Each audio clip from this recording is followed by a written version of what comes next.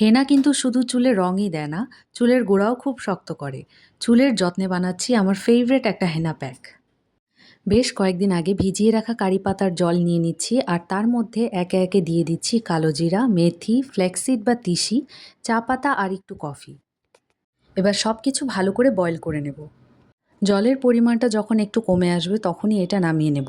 গরম থাকতে থাকতে এটা ছেঁকে নিতে হবে, নইলে তিসি ঠান্ডা হয়ে গেলে তখন আর ছাকা যাবে না।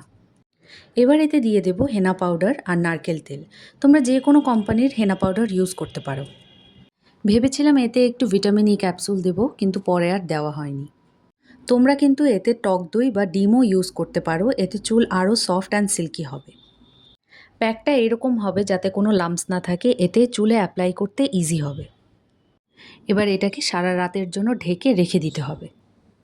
পরের দিন প্যাকটা ইউজ করার আগে ভালো করে চুলটা আঁচড়ে নিচ্ছি, যাতে কোনো রকমের জট না থাকে।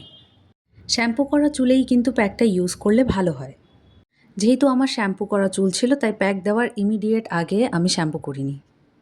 আমার হেয়ারের তুলনায় প্যাকের পরিমাণটা একটু কম হয়ে গেছিলো, তাই আমি আগে চুলের গোড়াতেই ভালো করে অ্যাপ্লাই করে নিয়েছিলাম। আমি কি ভিডিও শ্যুটের দিনগুলোতে এই জামাটাই পরি? সবাই ভাববে আমার একটাই জামা।